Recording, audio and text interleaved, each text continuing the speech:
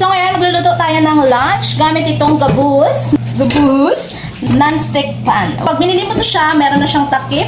And then, ganito na yung itsura niya. So, itatanungin nyo ako kung ilang buwan ko na ba itong gamit. So kalahating taon ko na siyang gamit-gamit. And, hindi talaga nagpapakabog ang performance niya. So, every time na may mga dumadalaw dito ng mga friends namin or family, ang lagi lang sabi, gusto ko rin magkaganyan. So, kung gusto mo rin magkaganito, ang link ay nasa yellow basket. So, wala pa siyang nianik-anik na ano. So, ganyan, nag-yellow pa, pero kaya pa yung linisin. And, ganyan, buong-buo pa siya, wala pa siyang gas-gas. And, ito yung takip niya, so ganyan yung takip niya, buo pa din, and wala pa rin sira. So, siguro depende na din sa mga gumagamit. And, at the same time, guys, meron din akong set ng pang-sandok. Ayan lang, ang tanong ko lang, pag tumatagal na ba na ginagamit ito, nag-yellow talaga siya? O hindi lang talaga ako marunong maglinis. Pero hindi na talaga siya natatanggal eh.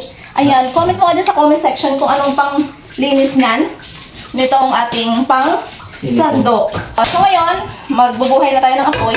And ang ulam pala natin for today is meron tayo ditong langka. Ito, langka. May kamatis, sibuyas, bawang. And meron tayong konting pork. Since mainit na itong kawali natin, pwede na natin siya ilagay. Kasi guys, hindi tayo gagamit ng mantika dito. So, ang gagawin natin, ito yung pork, yung mantikain natin.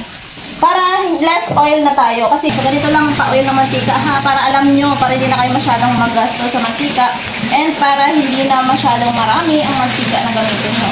So, paupuin natin, tatakpan na natin siya. Feeling ko okay na to siya, guys. Ayan, may mga mantika na lumalabas kahit pa paano. So, ganyan na siya. Lagay mo na yung sibuyas. Next na natin ang bawang. Takpan ko lang for 1 minute. Ayan. O, diba? Ang ganda na, no? So, next na natin si kamatis. Ayan. Takpan natin ulit. Check natin ulit kung okay na. Oh, seems okay na to, guys. Okay na siya. Parang ang sarap na kainin, no? Lalagyan natin yan ng langka. Oh. Oh, check na natin.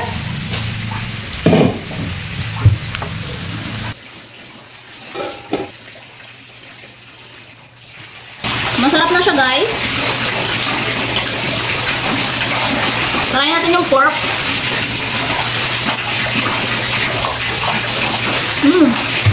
Malambot na din. So far, so good na siya. Masarap na siya. So, pwede na itong kainin. So, magpe-prepare na kami para kumain ng lunch. Kain tayo!